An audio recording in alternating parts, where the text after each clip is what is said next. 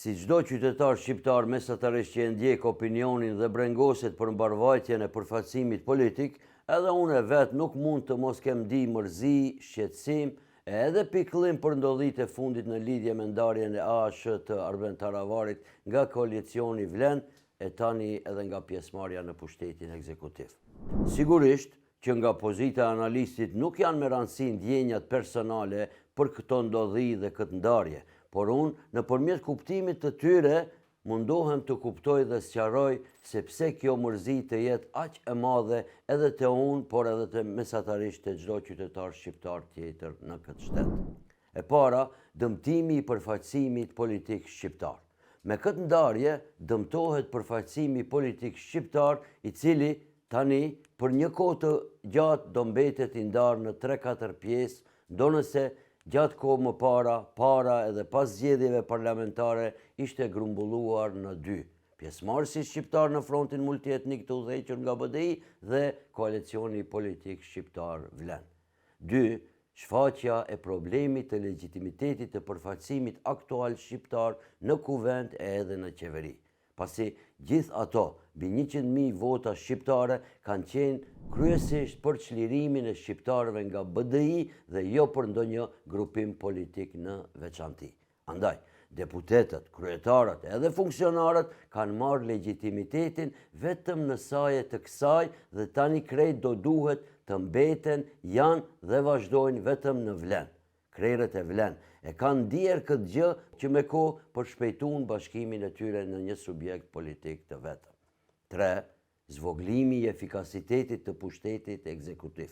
Kjo pasi në krejt zbrastirat ende të pambushura të përcaktimit të kuadrove qeveritar, edhe 10 muaj pas formimit të së njëjtës qeveri do paraqinden vende tjera të zbrazura nga ikja e ASH-s nga Vleni.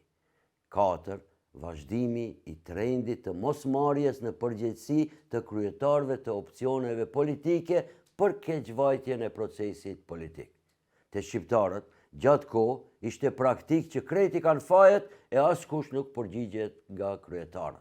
Do me thonë që kjo i bie si në ndonjë fatkeqësi të komunikacionit, as pak të mos shqyrtohen veprimet dhe vendimet e muvozitësit të automjetit. Rruga e keqe, automjeti dopt, a i përballë i kishte fajet, ama asnjëherë mos pyetni çka bonën shoferët.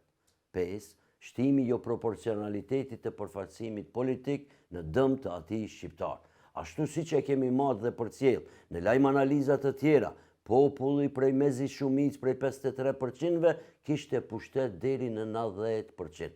Tash ky disproporcionalitet mund edhe të shtohet më shumë në dëm të shqiptarëve dhe shqiptarët me më shumë se 30% të kenë më pak se 10% hise dhe pjesëmarrje në ekzekutiv.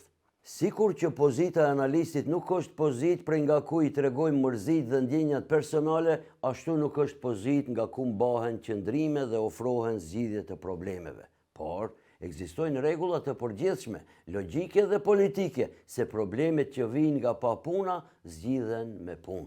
Ato që vijnë nga pavendosshmëria zgjidhen me marrje të vendimeve dhe ato nga zvoglimi i përfaqësimit me shtimin e përfshirjes politike. Nëse Vlen shkon ka këto solucione dhe e shton punën, vendimet dhe përfshirjen, atëherë ky largim i ASH-s nuk do e dëmton as ato, as krejt ndryshimin dhe çlirimin shqiptar të udhëhequr nga ata.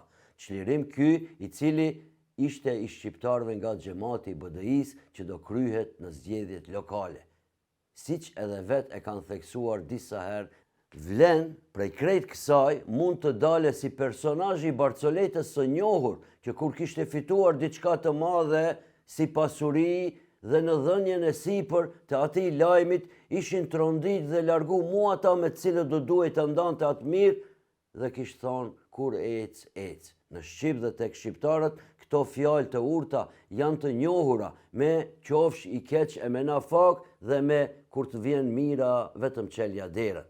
Por, për të ndodhur këto, nuk mjafton vetëm të jesh shqiptar, të dish shqipen dhe t'i kuptosh këto fjalë të urta. Por, si në çdo gjë tjetër në këtë botë, duhet me pas guxim dhe dije e nafaka vjen e fati të ecë mbar.